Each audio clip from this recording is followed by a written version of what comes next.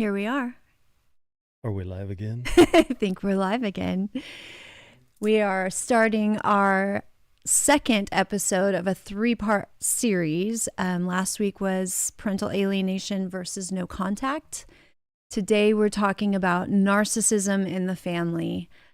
It's not an easy subject just because we are so sick and tired of really hearing the word, as I'm sure so many people are. It's one of the most used buzzwords on the internet, I think, today. I didn't look that up, but I'm sure there's a statistic like everybody is a narcissist and, or calling someone a narcissist. And then Thursday will be our path to healing, which we're really excited for that episode. But tonight's is going to be so informative and we're really excited. Really quick, we will be dropping our Amazon links and any references that we use in tonight's episode in the top of the description within an hour of it dropping on YouTube. So within an hour after we stop filming, it finally downloads to YouTube and you can get those links. I'll also post them on our Instagram. I'm going to be starting a linked tree as well, which just helps keep everything organized. So I have to say that we're Amazon affiliates now and everything. But anyway, so take it, Jay. Take a J. Take it, Jay. So tonight we're not here to try to diagnose. No. Right. We're talking about patterns. Not diagnosing or labeling anybody. Right. But the patterns. We're to talk about how narcissist traits show up in families and why these dynamics so often intersect with parental alienation and NoContact. So first one, parental alienation and NoContact. This one is the common denominator. A doctor that we're about to, Dr. Ramani, that we're about to watch here in a second, I watched a podcast today where she stated like 1 in 6 people are narcissists. And so what does that mean? How do you navigate life when 1 in 6 people you're bumping into are narcissists? Full-blown narcissist or traits? Narcissists. She didn't Wow. say have narcissistic traits, Right. because we all have those. Because we all do. 1 in 6, they're saying the professionals have determined that there's about 1 in 6. So That's crazy. that's a lot of peeps out there. And what does that look like? How do you navigate that if you're exhibiting narcissistic traits and don't want to? Right. How do you recognize that in yourself? How do you recognize that in family members? Right? And so there's a spectrum of traits where all of us probably at times act very ungraciously and emotionally immature. Mm-hmm. And then we implement narcissistic traits, oftentimes probably without realizing it. All the way to the other end of the spectrum where you've been diagnosed with a narcissistic personality disorder, and everything in between, because there's no one way to handle. You're not going to just go no contact or cut somebody off completely because they have a few traits that perhaps they're willing to talk through, and then their patterns change. Mm-hmm. The real key is the patterns. Exactly. And are they actually putting forth the effort to change those patterns? That's, I think, what do they say? The telltale sign. Telltale. That the difference between an actual narcissist and someone who has narcissistic traits and doesn't want to and wants to change those things, whether it be emotional immaturity or even gaslighting, or, some of that is learned as well. And it can be tricky, right? Because some narcissists are very intelligent people. They know that they should be showing empathy. Right. But it winds up being performative empathy. Right. They know that they should be questioning themselves and self-reflecting, but even that's performative. So how do you know ultimately? You watch the patterns. Mm-hmm. And that's what we want to go through tonight so that we can inform ourselves and anybody else that has been through it or going through it. Because knowledge is power. Dr. Ramani, tell me what she's about to talk about before we start this clip. Narcissism, narcissistic like traits. Defining it? Yeah, Okay. It's a nice clip that just kind of, she real quickly, I found one where she just boils off on several of the traits to watch for, of which we're going to talk about in detail. Matter of fact, you'll hear her say some of the things we're about to. Okay. So, let's do it really quick. Let's get ready. Okay. Ready to rock. Roll it, Hingle. Narcissistic people sort of are a cauldron of shame. If you've got this deep, fragile ego and an insecurity and the shame, when somebody gives you feedback on your behavior, it becomes explosive, and that gets lashed out at other people. So that chronic insecurity is kept at bay by them sort of bejeweling themselves with all of these defenses. They often live in sort of a fantasy world. They're very selfish. They can be very controlling. They don't handle disappointment and stress well. And at those times, they'll often rage at other people, blame them, not take responsibility or accountability. They're very superficial, they're vain, they're shallow, they're very focused on status and appearance and variable and low empathy, entitlement, grandiosity, arrogance, envy of other people, or they think other people envy them. Many narcissistic people also have the personality quality of extroversion, though there's a subset that are a little bit more introverted. But all of that together, all this grandiosity and arrogance and entitlement, all this stuff I'm talking about, it's like a suit of armor around a deep-seated insecurity. Narcissistic people sort of are a cauldron. Wow. Yeah, and I just thought that hammered out a bunch of those traits real quickly and at once on a larger podcast that she had done. If you're struggling with this, have been through it, or just learning about it, she is fantastic. Yes, she has a book. She's considered by a lot of people to be the number one authority on narcissistic behavior and narcissism in the world. We'll link her book. It is amazing. I already have the link ready, so we'll put it up right away, because if you are struggling, or she gives you tools on, how to decide or kind of point them out in your life, and then also how to educate yourself and how to communicate with them or not. Well, and that's essentially what our objective is here this evening, after watching many different folks like her talk about the topic, and after having been accused of that over and over again. And again, because narcissists they're not unintelligent people, you know, and so deflection, projection, things like that, they know what to say at times. And what does it really boil down to? The patterns. Yes, and just educating ourselves is the most important thing, because education is power. Why don't you start on our first talking points? Sure. So what narcissism is? Narcissism centers around lack of accountability. That is such a huge one. They are not willing to take accountability. It's always someone else. It's always, it's never them. It's always because of this, or because of this person, or because of you, Well, that's when you start hearing statements like, "Oh, I'm sorry you feel that way." Right. We talked a little bit about that last week. I'm sorry you feel that way. Nobody else thinks that of me. Right. That one's a shock. That one's what I was going to say. I think earlier we were talking about this, is the uncanny verbiage that we have read over and over. Like, it's almost verbatim what narcissists say. All of them. These professionals have learned and written down and told you, like, this is what they say. And you're thinking, holy shit, I've heard that very thing. Like, that very thing has been said to me. Mm-hmm. It's crazy. So lack of accountability, need for control and admiration.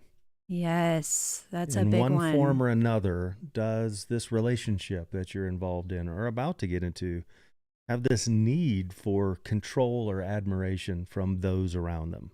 Right. I think that is such a big one. You see, I can think of some in my life, or who have been in my life, that need the admiration. And if you look at the circle around them, that's what they're flying monkeys. It's the ones who worship the ground, or that need them no matter what. Like that, there's been a creation of need for that person. That admiration is also, I would say that. You can probably read that better than I can. Oh, sure. Yeah. Flipperoo. Fragile self-image. That's a big one. I think those almost go hand in hand. They need the admiration because they really do. I think they have a fragile self-image and really an insecurity. Mm-hmm. It's a deep-seated insecurity that doesn't come off as that. It comes off as secure to a lot of people or strong, but really it's a fragile self-image. So if they ever feel offended, I mean, it's on. If they feel hurt or in any way by what you've said or brought up to them, it is on like Donkey Kong. Well, and that's the armor that Dr. Ramani was talking about. They externalize blame. They do. Yes, they do. Really quick, going back, because I want to make sure that everybody knows we are reading. Oh, gotcha. Odin says it's always easy to be surrounded by yes men or women. And one thing that narcissists do is surround themselves only by yes men and yes women. They have to have that admiration, that control, that self-image that's always boosted. And if you, by golly, put their name in your mouth, it's over, and they will lash out immensely. We've seen that in our experience for so sure. How do they lash out? It often looks like gaslighting, invalidation, Yes. shifting narratives, pushing the boundaries. It's a lot of those. They lash out. Yep. Punishing the boundaries. Yeah, it could be in a relationship where that person, they're going to maintain a relationship with you because it's an off and on feed. It's almost like a parasitic feed to draw energy from. But when you draw a line or a boundary somewhere or express a hurt or a frustration, the accountability ends, and it could look like a lot of these things we just mentioned. It could look like just ignoring and no conversation towards you for long periods of time. Weeks. These are or months. not just red flags. These are trademarks of narcissistic personality. I have great experience. Two people in my life in particular who were in my life, who are no longer in my life, but I read this and I'm like, I made sure I knew in order for that relationship to stay good, I had to be good. I had to be respectful. I never could have a differing opinion. Or if I did, you know what I mean? It would be, I knew I had to prepare myself for a fight, which I wasn't always afraid of. I did at times do that, but it's like, you have to toe the line, or you learn when you're in any kind of relationship with a narcissist that you have to be agreeable or be ready for the wrath of that. You know. So the hallmark of narcissistic dynamics isn't confidence. It's the inability to sit with responsibility. That is so good. But they want so badly for it to look like strength and confidence because the armor is so thick and the weapons so sharp to protect this deeply insecure interior. Yeah, I love that. The inability to sit with responsibility. Mm-hmm. And again, I think that all of us at some point, perhaps, you know, as immature young adults especially, had the inability to sit with responsibility, but had to learn to, you know, I mean, that's a learned thing. That's something you have to practice, is being responsible for your emotions. Ingle, can you go to page 2 really quick of our outline? Thank you. So, who narcissism affects the most? This is where it really applies to parental alienation and NoContact. Children. Narcissism affects most children. Their identity, it creates identity confusion, loyalty binds. They don't know. I mean, when you are a child of, or when you are in a relationship with someone who's a narcissist, you question yourself all the time. Like, am I right? Am I wrong? Is that true? Is that not true? I mean, it's just... Am I being selfish? It creates massive confusion, identity confusion, loyalty binds. Do you want to read? Yeah. Me? Yeah. I'm staring right through the okay, camera yeah, legs. yeah. So it says... narcissism also affects co-parents, erosion of credibility. So, you know, when a relationship ends, the other parent this is when parental alienation is used. It completely erodes the credibility of the parent being alienated. The children are so confused. Like, is what this parent saying true? Do I remember that? You know, I mean, there's just such a huge manipulation, like we talked about last couple days ago. Adult children, they feel chronic guilt, self-doubt. Grandchildren, it is inherited. We've talked about this a lot. So where do the adult children get chronic guilt and self-doubt from in this process? How does that happen? When they're being gaslit, manipulated, or lied to by a narcissist? I would say, in my experience, it would be, and in seeing what our children have gone through as well, it would be feeling responsible for that parent, feeling like you love them so much and you want that relationship so badly to be what you see other, parents and children having, and you just desire that so much, and you get maybe little tastes of it, and feels so good. I think that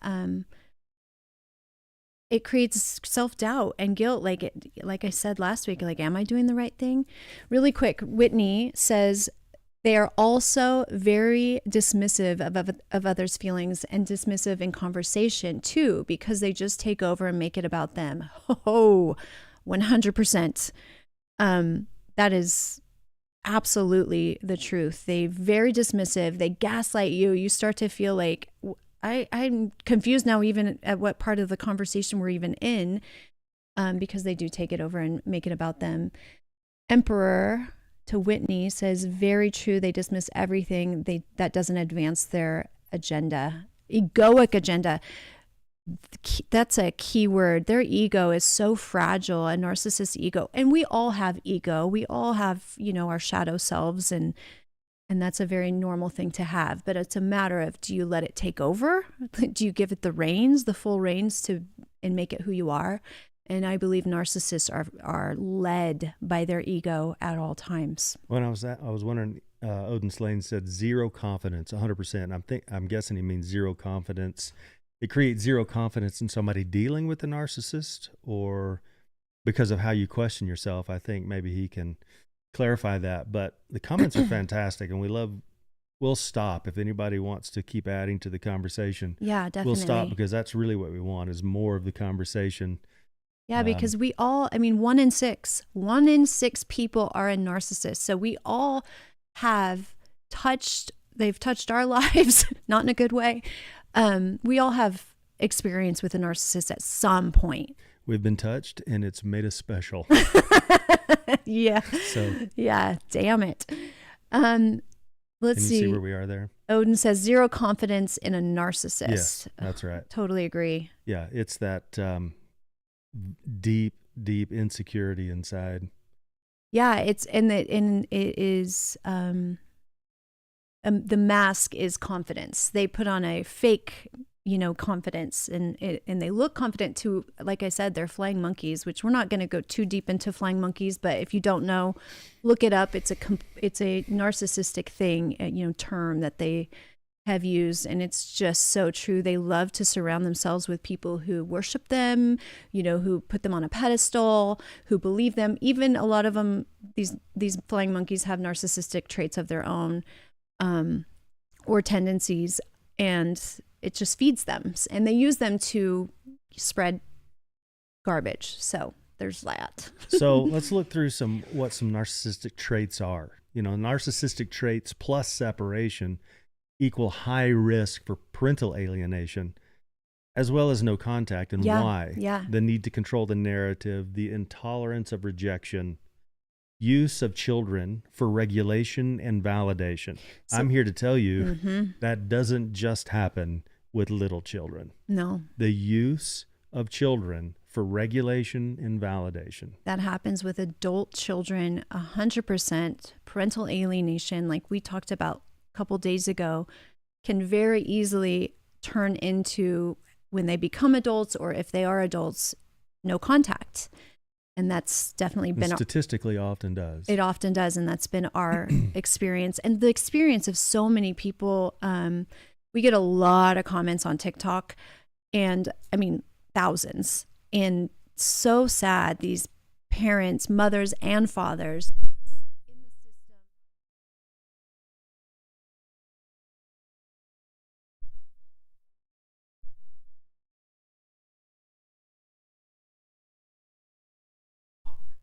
It's okay.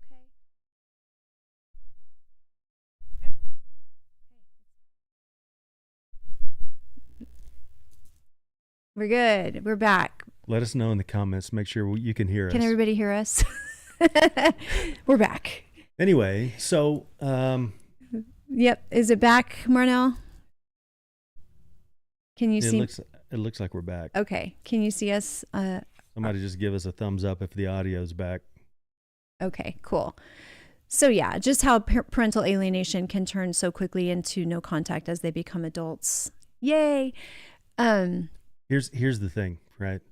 And here's what we experienced in spades. If I'm hurt, someone must pay.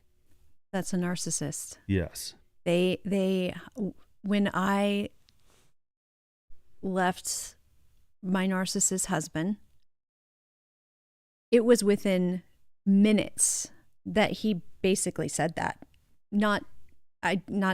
He said, I'm going to throw a bomb on that house, which is where Jason was, which is where my nieces and nephews were. And his immediate reaction is, I'm hurt. They're all going to pay. And it continued. It got bigger. He contacted every single person I knew. I mean, every single person I was ever in contact with in my life. It seems like, I mean, my hairstylist, the tanning salon I went to, like freaking everybody. Families never met. But I mean, it was just this intense drive that he had, like, I'm hurt, everybody's going to pay. And that's not a normal reaction. Like, that's not a reaction I ever feel of, if I'm hurt, I'm going to tell everyone and you're going to pay. That's dark. That's a reaction of a narcissist. And yeah. So alienation isn't always about hatred. It's often about preserving a fragile self-image, which is what Dr. Romani said right at the end of that video. Yeah. And then our experience is that it certainly can turn into hatred, but it's first and foremost about their self-image. That fragile self-image. I think when they're finally seen, or when they think they're being seen as that, their self-image is just shattered. It scares the shit out of them, I think. Mm-hmm. I can imagine. Mm-hmm. Child echoing adult grievances, that is definitely some signs of your children when they're being alienated from you, when they're being manipulated. You'll start to hear them echo what they're hearing, the darkness that they're hearing. Punishment through with, I'm laughing because the things on our screen. Got a lot going on the screen. I mean, punishment through withholding, us versus them mentality. We certainly experience that. Narcissism and no contact, the other side. Okay. This is where nuance matters most. Why adult children often go no contact in narcissistic systems. Boundaries are ignored or punished. I think that is something that so many people go through. Like, we don't care about your boundaries. We don't care. You're punished for them. Like I think we mentioned that earlier, but it's so true. Well, and a punishment can look like, again, no contact. Even if they plan on keeping that relationship or in that marriage or whatever it may be, I'm ignoring you and I'm not talking to you for a prolonged period of time. That could be one punishment. Right. I didn't even think about that, but that's so true. Like, long periods of time of kind of taking their love away. Mm-hmm. That's what I used to call it, but that's really true. And feels as someone who, when that happens to you, you feel lost, especially if you're the child or the spouse of, or whatever. You just feel like, what am I going to do? I feel lonely and sad. And well, and unfortunately, it's sick. It's fed on. That's where that supply is coming from. It's a sense and feeling of control, because they know that's bothering someone else. They know that's hurting. It is, yeah. And they're protecting whatever it is that triggered their insecurity inside. and it makes them feel better to have regained some control by, I'm cutting this. And it's a sick, unhealthy, internal insecurity. Yeah. Ooh, so accountability is refused. Narcissism and NoContact is so hard. So when your child goes NoContact and they then are refusing the accountability in a way because they're refusing, not always. There's a reason, obviously, to go NoContact. But like we talked about on Sunday, there needs to be a discussion. You have to, like, you know, your kids, for instance. I've had at least a little bit of discussion with my middle daughter. You've had sort of the beginning of a discussion with your older son.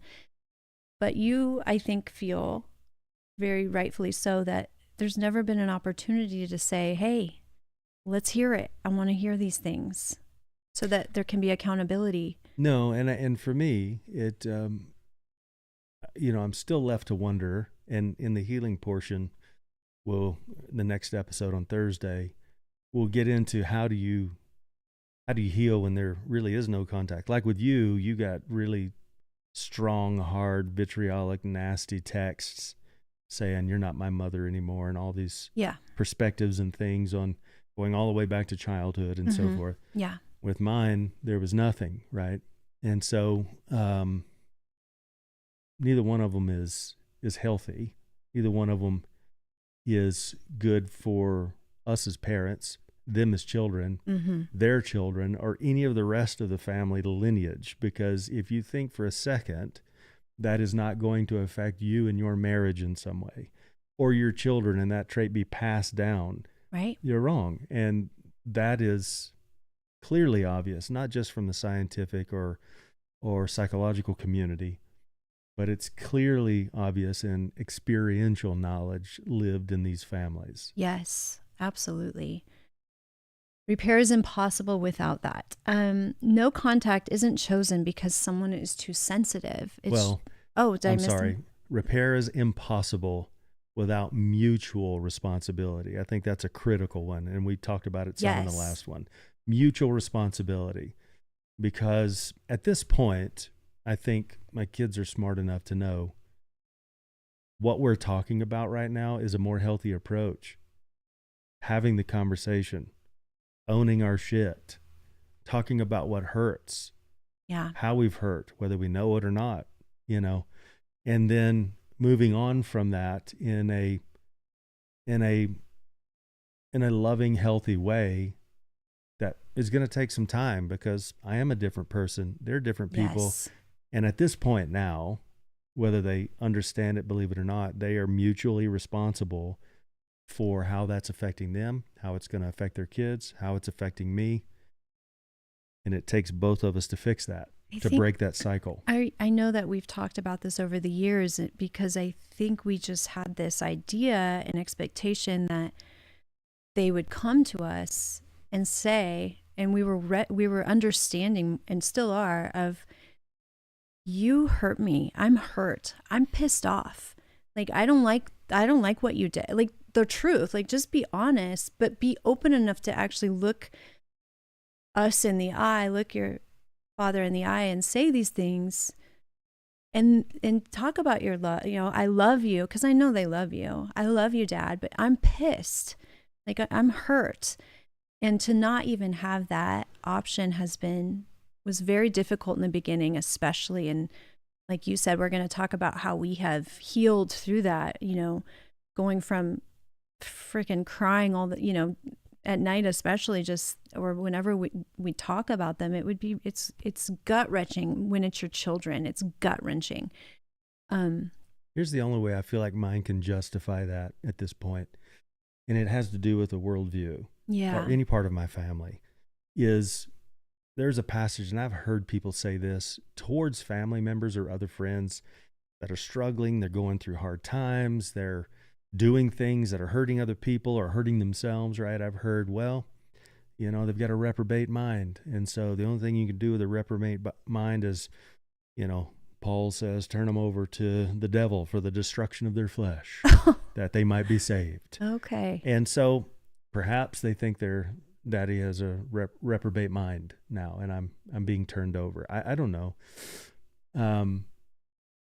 I do know, however, there is a lot of this involved. And at some point through their own life experiences, for instance, we have now family restoration after a long period of time, and not just you in that restoration, but restoration within that family. And the commonality of what it takes to get to that point through perspective, worldview, a lot of what we're going to talk about on Thursday has much to do with the experiential part of how you actually heal from this, because we actually have that experience now and most recently. Yeah. Which is, it feels miraculous because all of the damage seems so heightened and so vitriolic and so aggressive, but we still out here. You know what I mean? Here. Yep. Because we're not victims, No. and we are willing to sit down and have a hard conversation. Mm-hmm. And you need to be willing to as well. And if you're not, this will never heal. And I'm going to keep living because we're not victims, and we are a being that still has a life to live. But if you're willing with me to break that bullshit in these families, so this doesn't continue into your children or into your own marriage, I'll fucking be a man with you. Yeah. And we'll talk about the details, and we'll point it out, not to expose everybody in the world, but we're going to talk about the truth, because nobody should write your story. So you have to have sovereignty in this. And those that we've run into, including family now, that understand sovereignty and thinking for themselves and being informed and have the bravery to stand and break that cycle. Yep. That's what I'm about. That's exactly what we're both about. And it's so freeing. I mean, that's what sovereignty means, freedom. It is so freeing and then you're peaceful. And then it's like this weight comes off of you. And it's sad to think of the weight that our children carry and maybe don't even know it or think that they do, because they're not willing to have that conversation. Well, and allow that healing. I know what it's like with a new family and lots of kids and working hard and trying to provide and trying to be a good man and trying to go to church and trying to be a good husband and trying to be a good wife. And our culture is designed to just continue to surround and crush you into submission in every fucking way possible. Yeah. I don't care if it's your finances, if it's the monetary system, it's the banks, it's the DMV, it's the popos sometimes. You know? Yeah. I mean, the whole system is designed to crush you into submission. To keep us in a prison. But people are rising up. Yeah. Not in rebellion against the popo per se, but that system that they function in. Yeah, it is true. And I think that worldview is a big one. It's huge. On that, for sure. Perhaps we'll talk about that at some point. Sorry, go ahead. I'm sure we will. I don't know where we are. Why adult children often go no contact in a narcissistic systems. Boundaries are ignored or punished. Mm-hmm. Right? Yeah. Like you said earlier, though, you had a good point. Boundaries need to be verbalized. You need to at least have the conversation so you know what the boundaries are. Yeah. What I think we were talking about earlier is that I wonder if, and again, I say your kids in particular, because mine, they put up real clear boundaries, and they were cruel But we honor them. But I honor them. But your kids haven't really set any boundary. Like, you don't know what their boundaries are. There hasn't been a defined boundary. So because there's been literally no conversation of substance. Well, I mean, we have been told they're worried about us being around the littles, which are their grandchildren. We have been told, like in the first conversation with my oldest son, something about, I can't remember exactly how it went, but it was, it was very limited about contact with the grandkids or the family. There was very limited. And we said fine. You've never received pictures or anything like. No. Like they're protecting. I feel like they think they're protecting them from. Reprobate pagan daddy. Yeah, something like that. Okay, so accountability is refused. Repair is impossible. We've already done all that. I'm so sorry. I've lost our way. Where'd you go? I don't know where I am. Boundaries are ignored. Accountability is refused, repair is impossible Okay, there we are. without mutual responsibility. Yeah. No contact isn't chosen because someone is too sensitive. It's chosen because staying costs too much. That goes back to there's absolutely reasons. I know Whitney and I have talked a little bit on social media, and she's told me a little bit of her story, not hers personally, but that there is, there's reasons that we have to go no contact with our parents sometimes, but it's usually not before you exhaust every avenue of trying to heal that relationship and heal yourself within that relationship. And then there just finally comes a time where you aren't doing it to hurt anybody. You're doing it to save yourself, at that point. To not abandon yourself. To not abandon yourself. And that's a real thing. And that's a real necessity for healing. And parental alienation, like we said on the last one, parental alienation and no contact can bleed into each other. Yes, we've seen that. It feels gray, but once you know the basic traits and you understand, then you see them in both scenarios. Yeah. Alienation, when alienation is reframed as they just chose no contact, we've seen that a lot actually on our comments again on TikTok. People are like, well, sometimes they need to choose that. And I explain to them, you're confusing no contact with parental alienation. And what has happened when people see that our children have gone no contact, they don't realize they were first manipulated through parental alienation. And many children are, as young adults, choosing to go no contact. It begins as parental alienation. And so that's something that happens a lot. I was catching on what Odin's line here. It said, imagine if Jesus said to all that made it to the gate to speak his native language, right? So Jesus, all the folks that made it to the gate, speak my native language, basically. How many people? I wonder how many people would make it. Lesson, careful what you think you might know. Yes. 100%. I mean, and that's the challenge, right? We out here making decisions and things on stuff that we think we know, but without the internal dialogue to understand, there's stuff you could say there's stuff I don't know, but you don't know what you don't know either. Right. And you have to, I want to get the quote. It talks about the measure of intelligence. Certainly, I think we can all agree isn't just about how much you can remember and repeat or regurgitate. In what I read, and I liked this definition, it's the measure of intelligence has to do with how flexible you can consider things, right? Without fear, without the fear of eternally being separated from God, weeping and gnashing your teeth in the lake of fire while being tormented by demons. Right. How can you just, even if you don't like what I just said, imagine for a moment that you existed in a scenario where you do not have the fear of that damnation. Right. Right. You do have the ability to bring information in, process it, not just study it academically, but feel it within this receptor of a body that we have. Yep.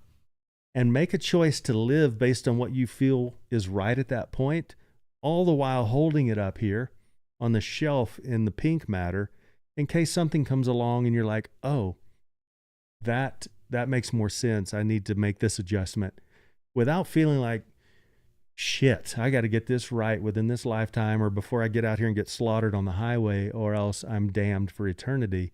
Imagine you have the ability to do that, how free it becomes for you to consider and enjoy and explore the world that you currently exist in.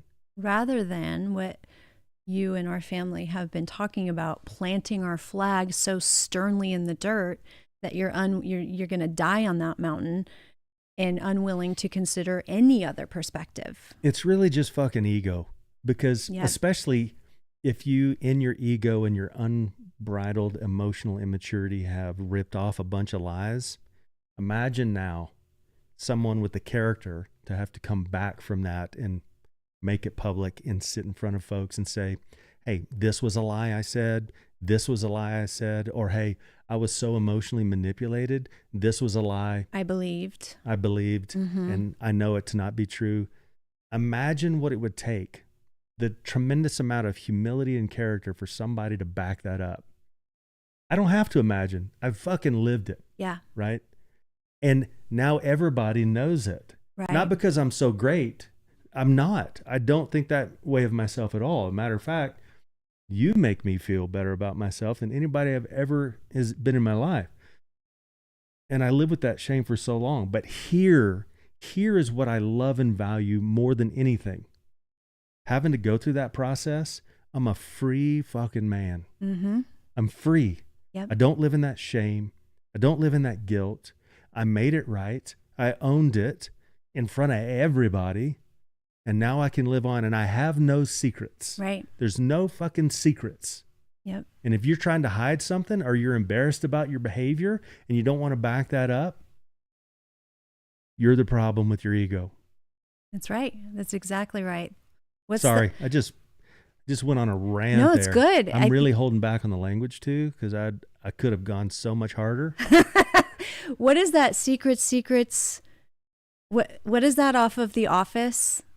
I'm gonna know it in just a second. I know I am. Oh, no, I remember. What is it? It was the one where Michael was with the prostitute talking to the dancer, the pole dancer, I think. And what did she say? It's good. We just learned this. Yeah, I don't know. We'll know in a second. I guarantee it. Give me a minute. Anyway,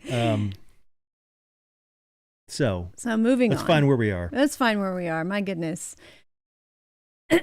When power, influence, and unresolved wounds are involved, distance alone doesn't tell the whole story. When power, influence, and unresolved wounds are involved, distance alone doesn't tell the whole story. Secrets are no fun. Secrets hurt someone. That's so good. No secrets. Rise up out of your secrets, man. Yeah, damn Rise up out of you trying to control every fucking narrative around you and live free. Yes. Which means owning your stupid shit. And not worrying about what you look like to others. Sorry, my bracelets. Quit worrying about your self-image. Just be you. Be free. It's such a beautiful thing. And those that love you and appreciate you, know that they will be around. Yeah, You'll because we project our own reality. So secrets are no fun. Would it be easier for you if that middle piece was moved over to the side? No, it's fine. Why don't you do part 6? It's hard for me to do part 6. It's right dead in the middle. Introducing the spiritual healing thread. Spiritual healing is about reclaiming your sovereignty. We already touched on that, and it's so important. And the reason we're ending on these last 2 parts is because we're going into the healing portion, which is the best portion. It's the portion where you find your sovereignty, where you find your peace and your joy, your true joy and love. And it's the most beautiful part. It is not easy. It is not easy to heal. You have to do some dark shadow work and really go deep within. But it's worth it. You either do that or you're going to wallow in this for the rest of your life. Yeah, it means letting go of the role you were assigned or the roles you were assigned. And so growing up in homes and families, as children, you're assigned roles. Yeah. This is our family. This is how we function. This is how we operate. Oftentimes you don't know if you're even dysfunctional. Right. You know, I mean, until you're out of it and you're like, okay, that was. And you look back on it, you're like, and you've learned something. You're like, okay, there is a piece of dysfunction. Right. Or this was dysfunction, but I was still in a loving home. Yeah. Or, I came from a broken home, but I was loved by this parent. And, and so you were able to start deciphering through those things and appreciating them. But the point is carrying on to your life, again, going back into a system that wants to make you a worker bee. Right. Wants to make you into so that you're not addressing these things. Yeah. So that you're constantly pressured you don't have any extra time to think. You don't have any extra time to create, to grow, to heal, to self-sustain, to be sovereign. And so I love this one. Returning energy that was never meant for yours to carry. It was never yours to carry. Return to sender. I would say that to my kids, right? All of that energy received, right? You would say this to your kids, or you I have? would. Oh, okay. None of this was meant for you to carry. Yeah. Nor was it the plan or my objective for them to carry it. None. I'll carry that right here. Was planning on doing that with a conversation. Expected they would be open to it, but instead it was the narcissistic lies, gaslighting, and manipulation was so severe. I'm just left to think they believed a lot of it, right? And they're carrying the unhealthy, emotionally immature, really man-child-like emotions that they weren't meant to carry. Right. And the only ones that can shrug that off of their shoulders is them. Mm-hmm. But if they ever choose to, I'll be here with them. Yes, you will. And you would be there with them. I would be there for my girls. Absolutely. So returning that energy, healing doesn't mean pretending it doesn't hurt. It means refusing to let the wound define you. I loved that so much when we created this outline.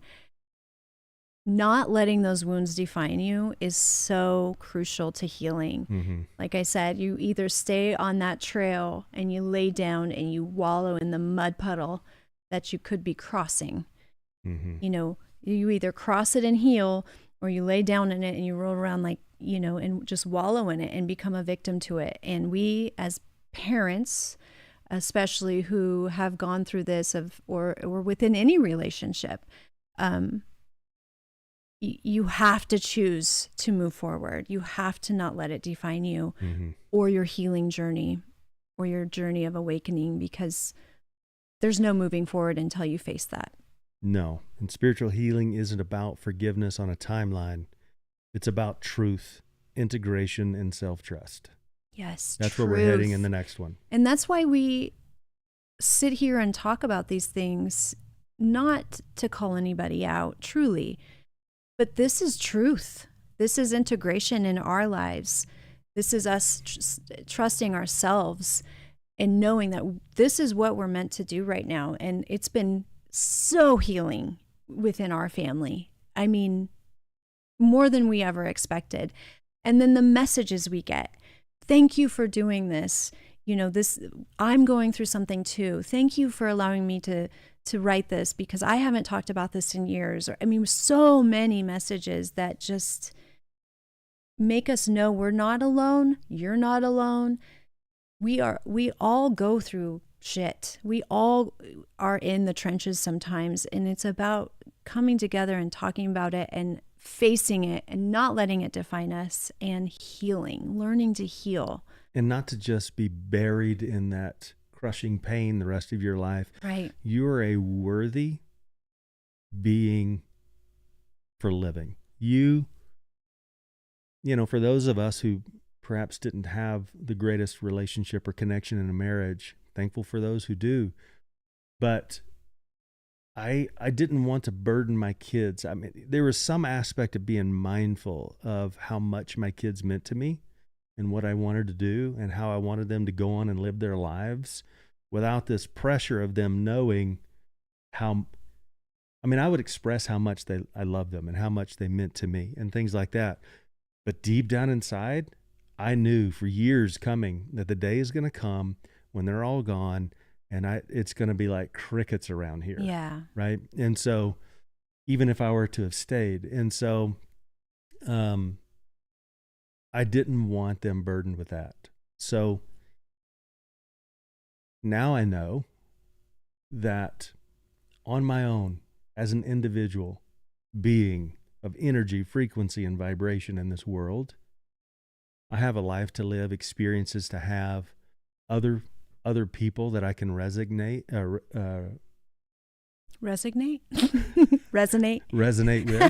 Don't resignate them. I don't want to resignate anybody, but and live a beautiful, fulfilling life. Yeah. Little did I know that it had to do with the most other beautiful being that's ever existed in the entire universe of time. Is that me? But there is all that to say, there is a life to live.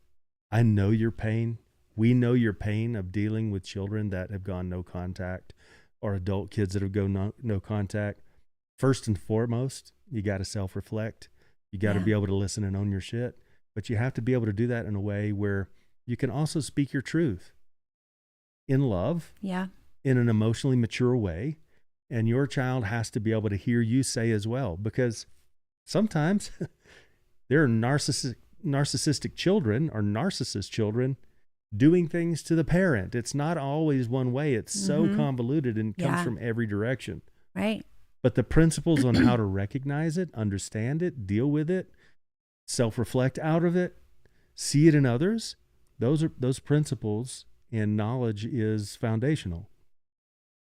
Without it, you're going to navigate through 1 in 6 people blindly. Gosh, that's a huge number. So we got to live. We got to live. So we're shifting.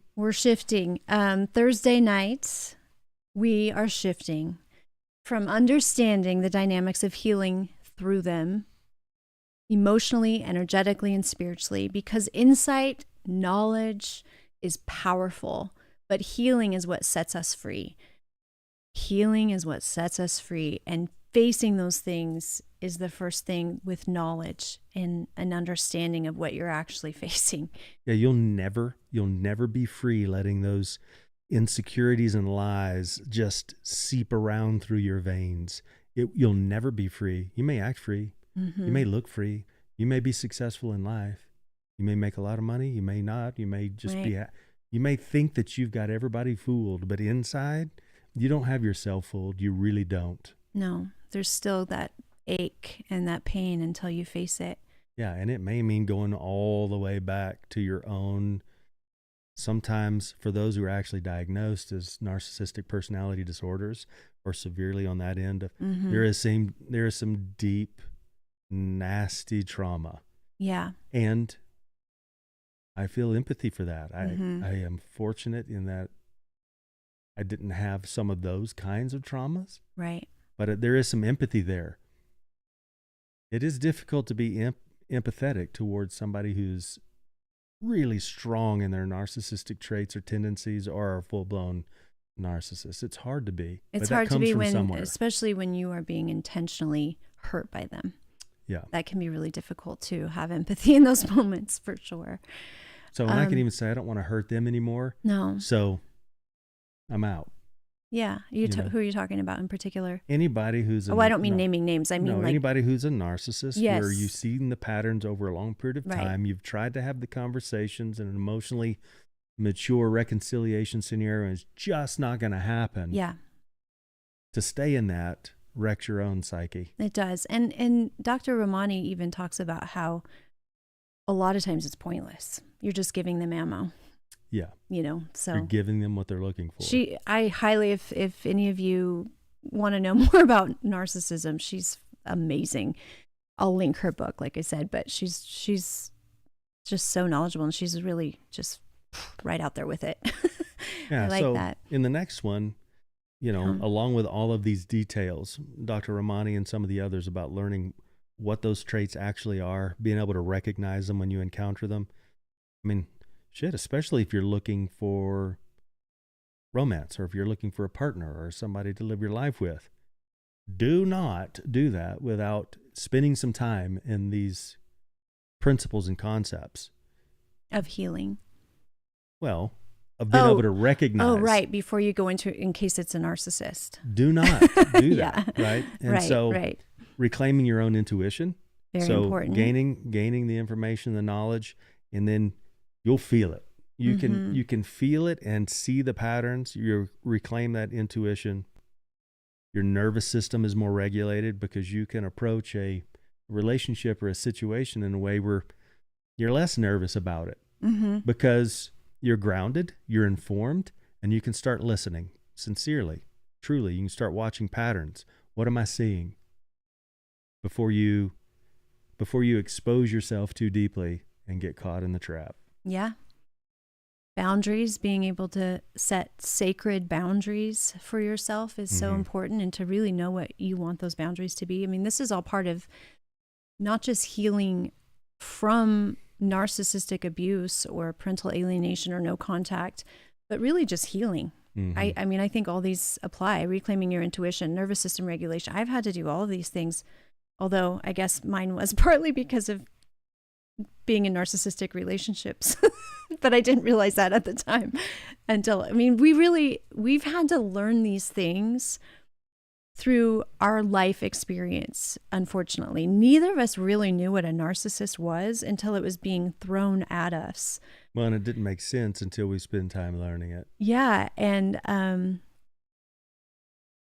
Odin says, oh, no, he doesn't. They will also never respond, I think is what he said, when you are approaching them. Or yeah, I think that's true. But anyway, I'm just saying, like, these things are so important for just healing in general, but you know, let alone what we're talking about. So I'm really excited for Thursdays because I think, respect. He says they will never respect your beliefs if they do not align with theirs. That's unfortunately very true. Like we were talking about, planting your flag so deeply in what you think is truth and your world is black and white, then you are never going to respect someone else's beliefs because yours are the only ones who matter or that are true or real. Yeah, you know, and in your head. Everything else is a cult except your cult. Right. And that's just simply not true. It's just not true. It's so freeing when you're able to see that. Nor is it intellectually vast either. Right. Because it's very small-minded. To not have the flexibility and consideration because on your authority, you've chosen this particular route and all else be damned. Right. Literally to hell. And that route means intense submission in so many different ways. Yeah. But the problem is when you see somebody who's declaring sovereignty and wants to be free, those that hear that, who are still under intense submission and giving over their sovereign authority to choices, one, because maybe they don't have the time in their life to be thinking for themselves, but they should. Right. But this feels right or feels good. And so they're under intense submission. For those of us saying, come see what it feels like to be sovereignly free and free to think without believing you're going to be damned for all eternity. Come see what that feels like. What these people think is, we're talking unbridled passions over here. These people are just going to go buck wild. Right? That's what happens. And that's how they divide us. The pendulum swings from, what we would consider utter and complete submission in a worldview system to popes, patriarchs, and titles and tiaras, to over here on this end of the spectrum, us saying we want to be sovereignly free, and one says, oh, demon, you reprobate mind, you. I think about the witch trials, the witch burning. I mean, come on. That's what it feels like. It's the same. It's the same. It is, for these beautiful women who understood energy, frequency, and vibration, healing, the land, healing, nature, what God created for us in the first place. Yep. Mother Gaia. I mean, so many things about different religions have been so twisted. Yeah. When there is beautiful truth in all of them, and a lot of them, when you really look, say the same thing, but you can't let yourself think about it, one, because you don't have time. You got to bust ass making $1. You got to bust ass being a husband. You got to bust ass being a daddy. And you're in a cage, a prison you don't know you're in. Yeah. That's really and boy, did we just boop, boop, boop, bunny trail. But you can tell what our passion is. This is our passion. Yeah. Healing, our healing journey, our awakening. I mean, that's truly what we're passionate about, and what eventually we'll be talking deeper about. But it really does matter because it affects this. It affects, narcissism in the families and how we have learned to deal with it and to heal from it. And So the last one before we end this evening is part of the healing, and how we heal is being able to grieve those relationships without abandoning yourself. Being able to grieve our children, the relationship with them. Not quite the last one. Not quite. Yeah, we just We're realized almost we there. have a little more to say. That's a big deal. I mean, I've had to grieve relationships of people who are still alive, and it is so hard because you know they're still there. You know, there's still an opportunity. And sometimes that opportunity comes and it's a beautiful thing. It's a beautiful thing. And sometimes it doesn't, and it won't. And sometimes you don't want it to, and that's okay too. Because you know it would never be good for you. So, since you said we have more, why don't you read it? So, we're curious. Anybody watching? Send us the comments. If there's anybody still watching. Have you experienced this dynamic? We'd love to hear from you.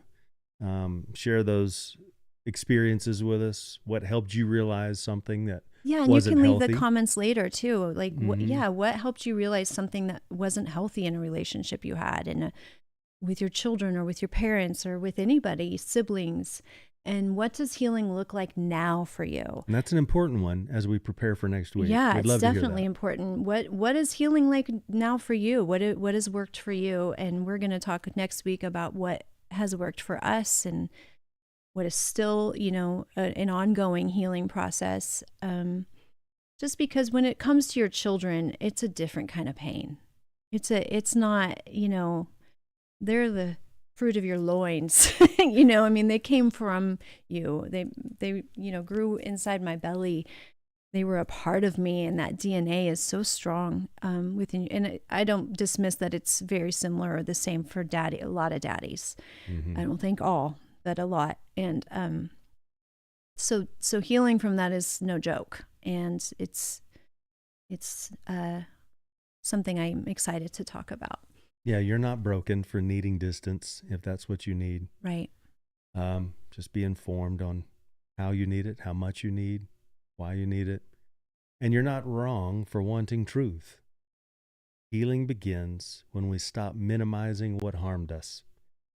When each person openly has a voice and each person is empathetically listening and acknowledging because they truly and sincerely care for that other person, don't want to harm them, and are willing to do the work to change.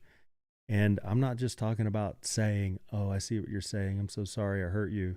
Right. And I'm especially not saying, oh, I'm so sorry you feel that way. Bullshit. Yeah. What I'm saying is acknowledging, reconciling, making it right, and then truly living the difference. So you're no longer repeating the pattern of pain and hurt that you're causing somebody else. Mm-hmm. That's the difference. Yeah. Odin says healing is more important than staying wounded for the sake of others. That's profound. That is 100%. Good. Staying wounded for the sake of others. That's something I think a lot of people do for a long time until they realize, like, wait a minute, I'm still bleeding. Yeah. I still have this dagger in my heart, I hear what he said there, and it sounds like, again, my kids could say I'm full of shit, but I can't imagine, given the relationship we had, them not being torn over staying wounded for the sake of others. They got to be. And I feel like I heard that some in my oldest son, and then out Do you again. mean like for their other parent because they're afraid to go against that other parent or to hurt them? Yeah, the fragileness of the other parent. Yeah. Because if you really strip it away, right, the things I've done that they discovered, or all the lies stripped away, the complete and total untruths about when we left and got together. Right. There's really not a fucking lot there. Mm-mm. There is a tremendous amount there when you consider all the lies. But there's really just not much there. Even the lie of my youngest daughter, right? It's not there. Truth will stand on its own, and the liars have to keep figuring out how to hold that lie up the rest of their damn life. Yep. So it's what he said there, I keep thinking about. Healing is more important for them, or healing is more important than staying wounded for the sake of others. That's really good. That is so good. I'm going to write that down. It's really good. Because we do that. We do that a lot. I've done it. Right? Yeah, me too. I mean, there's one thing of being in a prison I didn't know I was in, but also sacrificing for others to your own detriment. Mm-hmm. And that doesn't mean, oh, now he's selfish and unself-sacrificing now. The opposite is true, but it is the principle of being in an airplane, the oxygen going out of the cabin. What do they tell you to do? Put your mask on first before you put your child's mask on. Why? Because otherwise you can't save them. Right.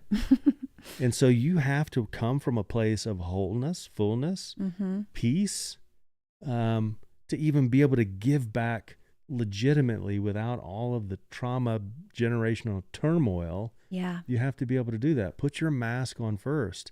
And for the first time, when you and I got together, first fucking time in 26 years, I felt like I was able to put my mask on because I killed myself trying to do whatever I needed to do at all cost for those around me. Mm-hmm. And if I'm fooling myself, if I don't believe and know that kids know when they are witnessing the unlived lives of their parents. That's really good. I believe that as well. I don't care if you stay together or not. The kids know mm-hmm. in that marriage the unlived lives of the parents.